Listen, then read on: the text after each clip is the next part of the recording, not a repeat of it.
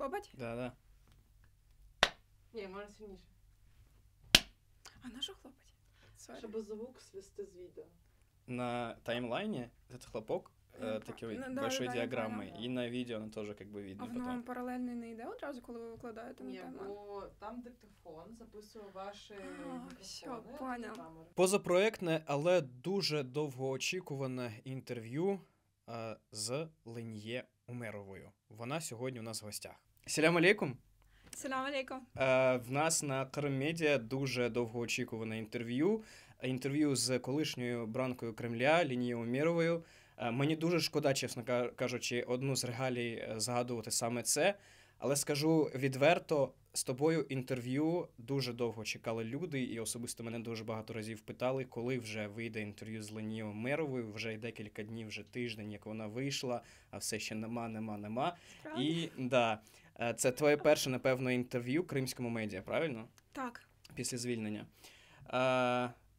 Я думаю, що треба почати, напевно, з такого бекграунду, саме з історії, як ти все ж таки опинилася за ґратами у російських силовиків. Розкажи, будь ласка, як це було, як це відбувалося і в чому конкретно тебе звинувачували? Якщо загалом і в двох словах, то там насправді просто через те, що дуже з непорозумінням і з несприйняттям відносилася до них, тому що коли я перетнула кордон, і вони побачили, що в моєму паспорті, закордонному паспорті українському написано, вони запросили ще мій внутрішній паспорт, і там, тобто, внизу пишеться, де я народилася. Народилася в Криму, і вони кажуть, а чому не взяли російський паспорт? Я кажу, тому що в Україні живу, мені він не потрібен.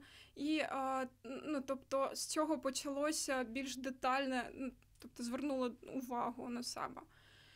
І почалося так розкручувати, і я не розумію, як це сталося взагалі, чому, тому що матеріалів справи мені не надавали, я не бачила, за що насправді мене тримають, але якось вони загорнули це в шпіонаж, начебто. Шпигунство української мови. От.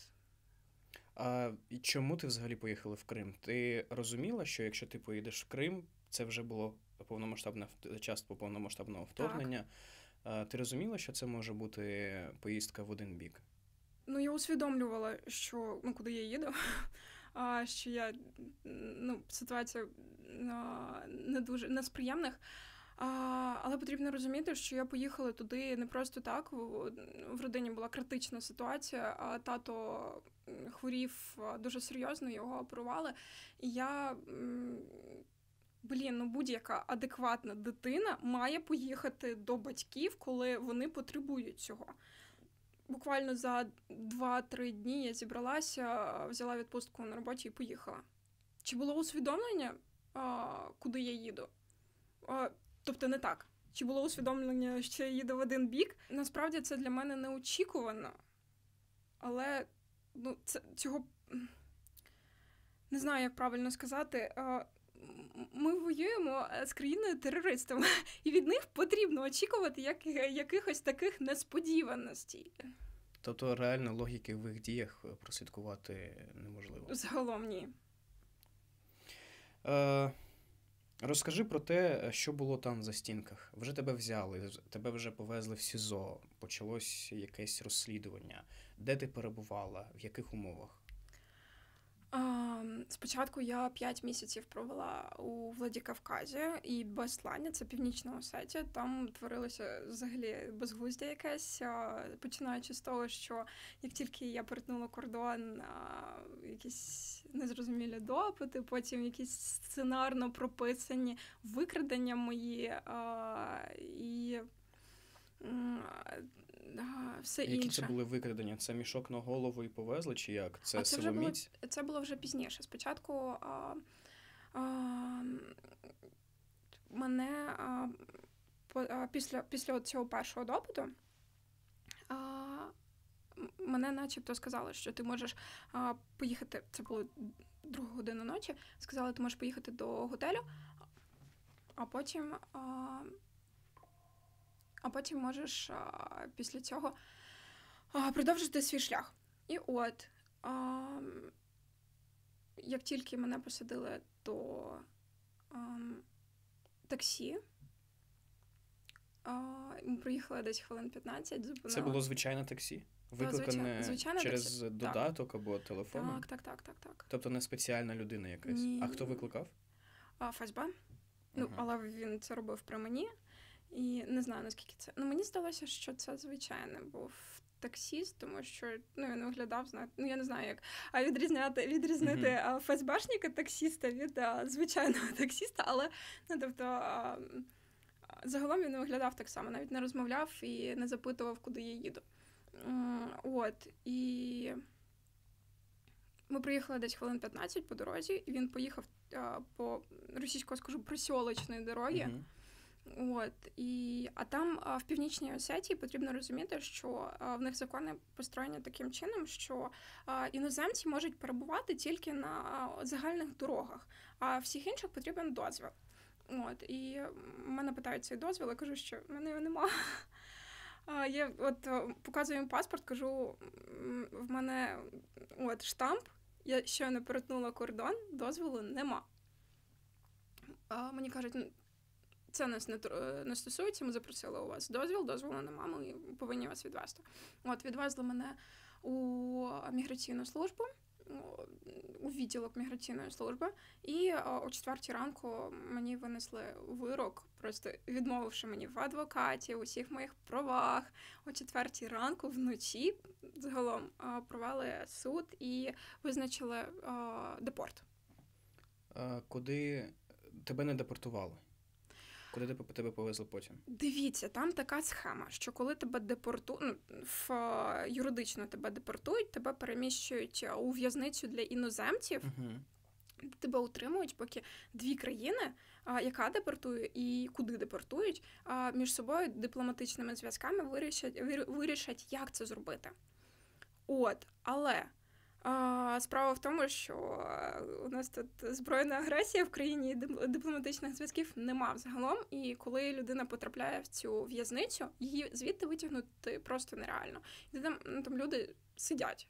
Тобто, по суті, полон. Так. Міграційна служба, відділок, міграційна в'язниця, так скажемо, потім СІЗО? Ні. 3 місяці у цій в'язниці для іноземців. Потім мій адвокат, тодішній адвокат, вирішує, що робити. Вирішили, що потрібно апелювати це питання, і в касаційному суді відмінили мій вирок. Як тільки я виходжу з цієї в'язниці, як мені дають речі, там своя історія. Як тільки виходжу, мені на голову надягають мішок і везуть на невідомому напрямку. Везли десь там до години. Привезли також. Наче почали висадили в якомусь там дворі якогось міста. Потім виявилося, що це Владикавказ. І висадили, зняли мішка. Я так подивилася по сторонах, що робити, куди йти. Як тільки я зорієнтувалася, це приблизно хвилина, підійшли якісь чоловіки в цивільному. Почали мене допитувати, хто я, що таке. І буквально там за 30 секунд підходить чоловік у формі, каже, ми тут шукаємо закладочників, ви підозріла особа. Я на них дивлюся, а я бачила... Тобі було тоді смішно чи страшно? То я просто не розумію. Ти розумієш, в тебе знімають мішок з голови, і ти... А я, до речі, бачила їх, що вони там стоять. І я до них дивлюся і кажу, ви ж бачили, як мене привезли. Мені було зрозуміло, що це повна підстанова. Але якось, що ти в цій ситуації можеш зробити? Ти починаєш до них говорити, як до людей, щоб вони адекватно до тебе віднеслися. Але загалом мене забрали у відділок. Наступного дня вже винесли вирок 15 діб. З цього почалися мої каруселі по 15 діб, і їх було 5 загалом продовжень. Спочатку тоді вони сказали, що я не хотіла давати паспорт, а потім вони сказали, що я не хотіла віддавати телефон, а потім не хотіла виходити з автозака. І так 5 разів. І у висновку всіх цих описаних ними ж дій ти стала шпіонкою. Потім вони в мене забрали телефона і проаналізували там своя історія. А що вони тобі взагалі казали? Можливо, давили якось морально, можливо, казали про твою причетність до України, окрім наявності українських документів Збройних сил України. Що відбувалося? Загалом я така особливо не спілкувалася, але потрібно розуміти, що там ці всі люди, які працюють в цих закладах, вони, так знаєте, з тебе хочуть стягнути якусь інформацію. І мене питали про, чи я належна до Хізбут Тахрір. А я кажу, а вас нічого не змущає, що в мене волосся відкрите? Потім вони в мене запитували загалом, як справи в Україні, звідки я, що я там робила. Такі, знаєте, запитання, підштовхуючи, щоб я щось розповідала. Але я просто сиділа, нічого не говорила. Максимально намагалася зменшити комунікацію з ними у цей час.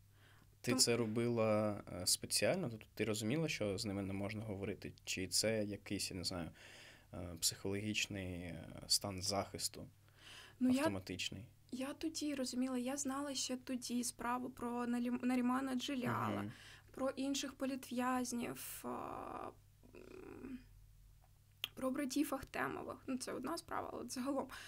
Я розуміла, що зараз буде якийсь такий умовний кіпіш, до якого підставна справа. І просто було розуміння, що я чомусь думала, що буде якийсь, знаєте, тероризм або екстремізм, як вони люблять робити, але вийшов шпіонаж.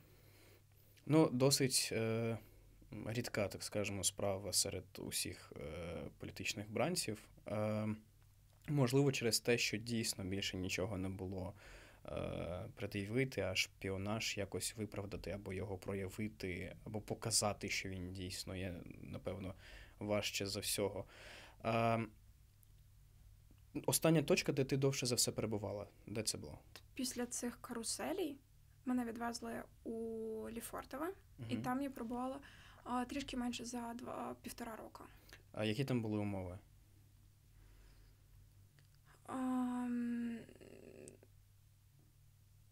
Тебе тримають у маленькій камері. Ти була одна в камері? Переважно більшість часу так. Тебе тримають у маленькій камері, ти не можеш нікуди вийти, окрім, знаєте, там прогулянка, де тебе приносять в таку саму меншу камеру, але без якихось там предметів мебелі, і так би мовити. Психологічно, насправді, трішки тяжко, тому що дуже сильно обмежували з листування, комунікації. Тобто ти сидиш постійно сама. І оце трішки напрягало. Але був доступ до бібліотеки, і ти там, в принципі, знаєш, могла відкрити собі книжку, якусь поринути туди. Але, питання так. А люди, які перебували з тобою іноді в камері, хто це були? Російські політичні бранці. Це були політичні бранці? Так. Жінки? Так, звичайно. Я маю на увазі вік. Десь середній, трішки старше за мене, десь там 30, 35. А було з ними якесь спілкування? Що вони казали, що вони думали? Ти пам'ятаєш? Через те, що я політична, і вони політичні, ми намагалися загалом не розмовляти, тому що ми розуміємо, що зараз можна підставити прослуховування, і тобі пришиють ще декілька справ. Але намагалися спілкуватися загалом на нейтральні теми, обговорювали книжки, в шахи грали. Якісь такі історії. Які були думки? Чи думала ти про те, що ти звідти можеш не вийти? Так. Тобто, ні, не так. Я була впевнена, що я вийду, але я розглядала варіант, що я вийду через 20 років. звичайно. Тобто це той строк, який дають Максимальний, за так. шпіонаж. Чи знала ти про той рух в Україні, який відбувався на твою підтримку? Ні, не знала. Але мені приходили листи з підтримкою і казали, що ми твою історію знаємо. Ми за тебе боремось. І це дуже, знаєте, надавало сил, розуміння того, що ти тут не лишаєшся сама, і за тебе пам'ятають, і твою історію якось обговорюють люди. Майже кожні листи, які ти писала, ми публікували, і, звісно, найяскравіший лист, який дуже сильно в українському інфопросторі було поширено, це лист до президента України Володимира Зеленського. Розкажи, як це було? Чому ти вирішила, перебуваючи в застінках, написати лист президенту України, і чи не було страшно тоді писати самому президенту України, президенту тієї країни, яка воює зараз проти тих, хто тебе утримує? Це я навіть пам'ятаю, як я писала цей лист посеред ночі, а там в Лефортово дуже сурово, що якщо ти після 10-ї щось робиш, ну, там вони сварилися, і якось там підлаштовувалася, аби написати цього листа. Так, пам'ятаю. Насправді, я просто сама по собі така трішки фаталіст в плані цього. Я розуміла, що 20 років, камон, це безглуздя просто. Я розуміла, що кого мені там просити просто. В них там відбувається просто задзеркалля якесь, все от шкарабарсь. І мені хотілося, знаєте, донести цю інформацію до людини, яка дійсно може на щось вплинути, яка зараз відстоює, яка бореться, лідер України і відстоює права, інтереси українців і в медійному просторі бореться з військовою агресією. І мені здалося, що написати президенту це буде найправильнішим варіантом тоді. Так, я просто приїхала тоді з апеляційного суду, я побачила цей погляд судді, який дивиться на мене і дивиться скрізь мене просто. І так, я вирішила, що треба щось робити. Ти написала текст українською мовою. Ти передала цей лист через адвоката, правильно я розумію? Так. Тобто його не переглядали там співробітники Лефортова? Я переглядала, звичайно. Переглядала? Так. Навіть... І навіть при тому, що ти пишеш президенту, і вони це бачать, вони нічого не зробили? А я ж там написала слово президент в зверненні. Там було Володимир Олександрович. Але я думаю, що вони розуміли, кому ти пишеш. Якось, я не знаю, як це пройшло. Я не розумію, чесно, тому що я проаналізувала ті листи, скільки я написала, тобто 2/3, вони не дійшли, це приблизно, по моїх розрахунках. Але чому цей лист пропустили, я не знаю. Я сама собі відповіла на це питання, тому що я просто не написала там звернення. Медик. Дійсно, це дуже дивно з одного боку і з приємного боку, звісно. Ти повернулась в Україну. Як відбувався цей процес? Тебе вивезли з СІЗО, я так розумію? Процес обміну? Так. Ти розуміла, що тебе, коли виводили з камери, що тебе везуть або будуть передавати в Україну? Чіткого розуміння не було. А що тобі сказали? Відкрилися двері камери Умєрова на вихід, чи як це було? Умєрова, собирайте вещи, полчаса. Ого. Отак, да. Тобто, і собирайте вещи, ти розуміла, що це або інше СІЗО, або там якісь інші процеси? Я розуміла, що будуть перевозити кудись. Але коли я збирала речі, вони щось, так, знаєте, поміж слів обмовилися, що кудись я їду. Таке, знаєте, я просто почула якусь дивну фразу. І я таке, знаєте, маркер собі зробила. Цікаво. Потім мене посадили до автозаку. З Лефортово я їхала сама, але нас забрали ще з Москви декілька людей, коли ми їхали до іншого СІЗО. І нас посадили окремо всіх, кожну кабінку, там 4 кабінки в автозаку, і всі українці. Це теж, знаєте, а я, перед цим мене переважно з росіянами возили. Ти їх вільно бачила, да, цих людей? Так, не те, щоб вільно, тому що в тебе все одно простір обмежений, але так, ти бачиш їх.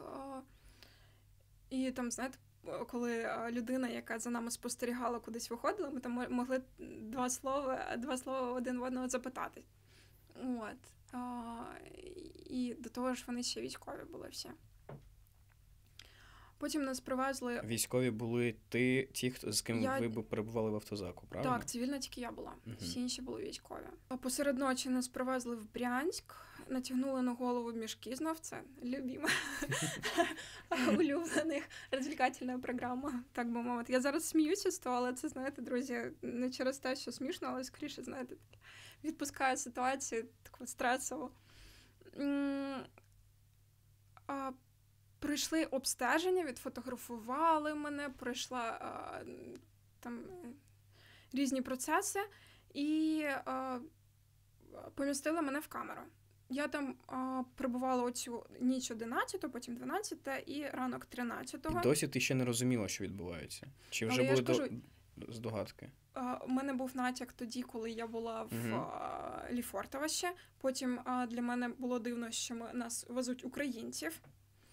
Я просто не розумію, який в тебе був тоді настрій, розумієш? В тебе був вже якийсь натяк. Трішки обалдівши був настрій. Я взагалі не розуміла, що відбувається, але, знаєте, я просто навчилася спостерігати за цей час, що взагалі відбувається, бо, можуть з Владикавказа в Москву привезти, можуть там просто... Потім ти просто бачиш українських військових. Тут ще один натяк. Ні, українських військових я побачила... Я маю на увазі, які були в полоні. Да. Також українські військові, також натяк. І це таке відчуття, що навіть не тоді просто так везуть, бо мене не поміщували з українцями. Мене постійно тримали з росіянами. Вибач, що я тебе перебиваю, це просто дуже цікаво. В тебе було перечуття чогось хорошого, що це, напевно, закінчилося? Так, було перечуття, тому що я знала історію Нарімана Джеляла, мені адвокат сказала. І в мене було таке, а невже, може, дійсно потяг, знаєте, поштовх пішов і поїзд тронувся, так би мовити. Я їхала з цією думкою, а невже. І от, я ж кажу, коли просто нас посадили в автозак всіх, я чую українські голоси. Це, знаєте, ще не українські голоси, а такі акценти. Трішки... Суржик, та. Це такі мурахи були. Я ж кажу, довгий час не бачила українців. Не можу сказати, що зовсім, але так. Була історія, коротше, в Лефортово. Коли на прогулянку нас ведуть, у нас там стіна, знаєте, там постійно замальовують, якщо щось пишуть, а там хтось малесеньким шрифтом обережно біля двері написав Путін. І просто я така подивилася. Знайоме, да? Так, все класно. Пішла, і через декілька тижнів мене заводять знов в ту ж саму камеру. Я дивлюсь, цей напис не стерли, але під ним там плюсиків, напевно, 4-5.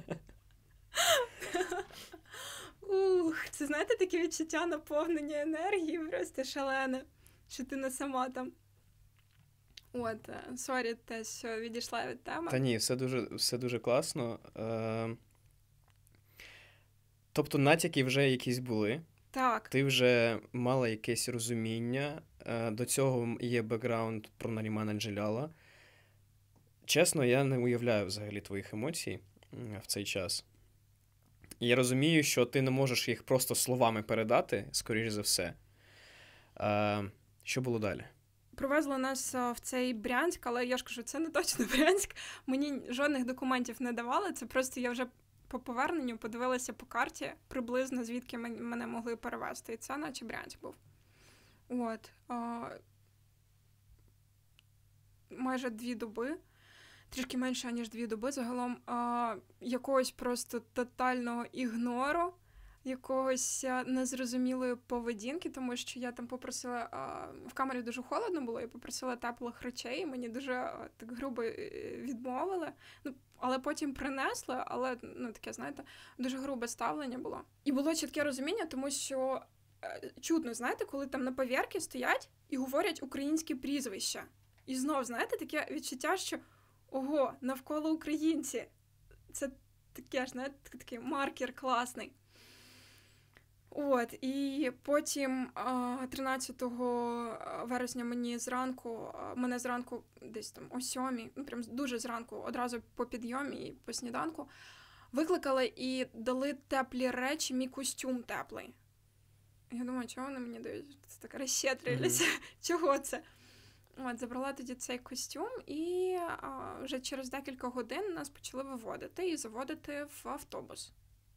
Автобус був цивільний, а до цього, я розумію, що мене там і чартерами возили, і все таке, але загалом всі українці і всіх садять в автобус, кудись везуть.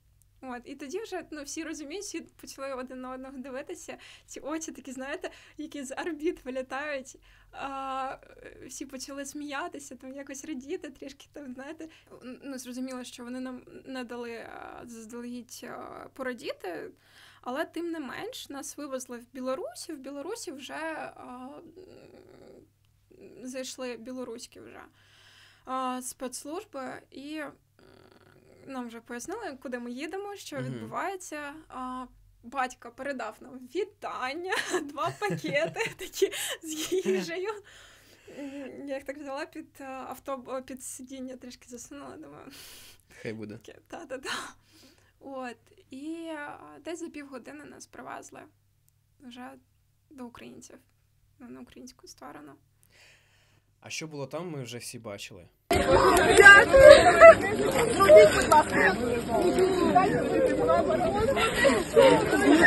Проходьте.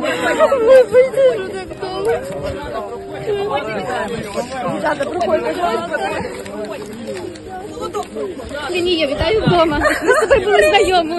Вітаю. Які твої перші емоції? Скажи, будь ласка. Я так схвильована, я так рада. Не передати словами, як я довго чекала цього дня, як я рада бачити український прапор. Коли ти перебувала там, я приблизно розумію, що відчував твій рідний брат Азіз.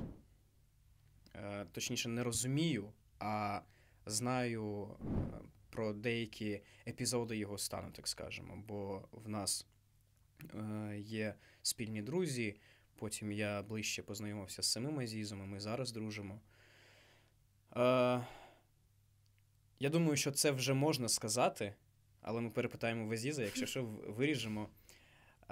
Перед твоїм звільненням за 2 дні Кримська платформа була 11 числа. Тебе звільнили 13-го. За 2 дні. Я підійшов на одному з заходів до Азіза і кажу, як справи, як Ленія, чи є якісь новини.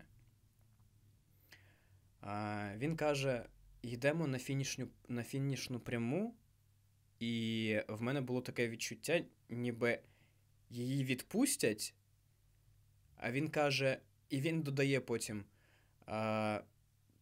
суд має завершитись, і потім вже буде етап. Тобто вирок, скоріш за все, потім там етап, і більш реально говорити про якийсь там обмін після вироку.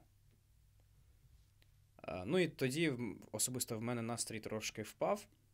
Він був досить таким беземоційним, в тому плані, що я думаю, що він вже звик до всіх цих емоційних качель, які були, і дуже спокійно і так врівноважено, як адвокат, розповідав про всі ці процеси, особисто мені. І потім твоє звільнення. Я розумію, що він тоді не знав. Я, насправді, ти розповідаєш цю історію, я цього не знала. Бо ми коли спершу з Азізом, я не впевнена, що це піде в ефір, але все одно, якщо що, цю фразу виріжуть точно. Ага. Я коли з Азізом розмовляла по телефону, я просто почули його голос, я не впізнала його голос через те, що настільки він був здивований, шокований, знаєте, ці ноти, які отут тримаються. І не передати словами. Які плани? Зараз реабілітація, декілька тижнів. Прийду в себе, бо трішки ще наче віриться, але ще не сильно віриться, що вже вдома. А зараз прийду до себе, до тями, і потім вже буду казати вже точно.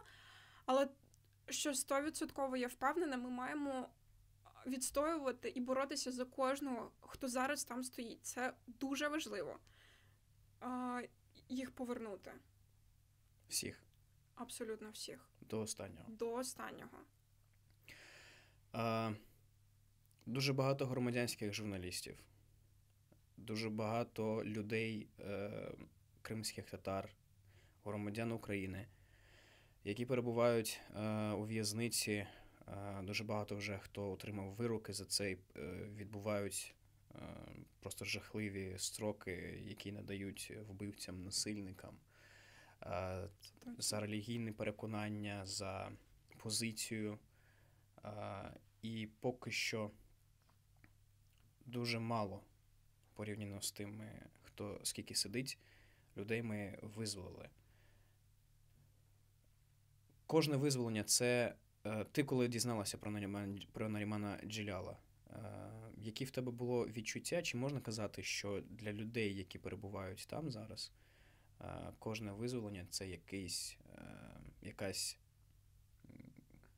меседж про те, що з ними може бути те саме? Якийсь точно сигнал, що щось відбувається в хорошу сторону. Але потрібно розуміти, друзі, що для того, щоб твою історію знали, про неї треба розповідати. Потрібно розповідати як тут і як там. Потрібно наважитися якось натяками, якимось чином, але потрібно розповідати про себе, казати, нагадувати, підіймати суспільство. Друзі, це дуже важливо. Тобто ти маєш на увазі, що навіть ті, хто там сидить, мають щось робити в тому числі, правильно? Так, звичайно. Це такий прямий заклик, як прямий заклик можна це сприймати? Так. Ну, якщо чесно і відверто сказати, ти дуже такий яскравий приклад того, як людина має боротися за себе. По-перше, з тих меседжів, які ти писала і описувала в своїх листах, було це видно, що ти взагалі не опустила рук. Дуже багато людей, на жаль, мало про себе заявляють, і про багатьох людей дуже мало інформації, які зараз перебувають в застінках Кремля. Що робити родичам? Маленька деталь, просто я не хочу закликати саме через непосильні речі щось робити, але по можливості розуміти, чи є в тебе змога і чи ти фізично-морально до цього налаштований, і потрібно казати про це. Mm-hmm. Що робити родичам? Зібратися, по-перше. Напевно, про це краще розповість Азіз, мої родичі. Але з того, що я дивилася, це максимально поширювати інформацію, якось доносити до людей, що твоя близька людина знаходиться там, що її утримують нечесно, що все, що її інкримінують, писано якимось незрозуміло чим і шито червоними нитками. Потрібно кожен день розповідати, розказувати, доносити до людей, що їх потрібно визволяти. Друзі, чохсагон, що запросили мене, чохсагон, що освітлювали інформацію про мене по дорозі, по всьому моєму шляху. Дякую за підтримку. Друзі, дякую вам, що переглянули це відео. Ми повернемо кожного з наших політв'язнів додому. Обов'язково. Я вкотре закликаю вас підписуватися на наші ресурси. На нашому YouTube-каналі ви будете бачити нові інтерв'ю з новими обличчями вільного Криму, інтерв'ю на різну тематику в проєкті Мєвзу, а також наші новини сюжети.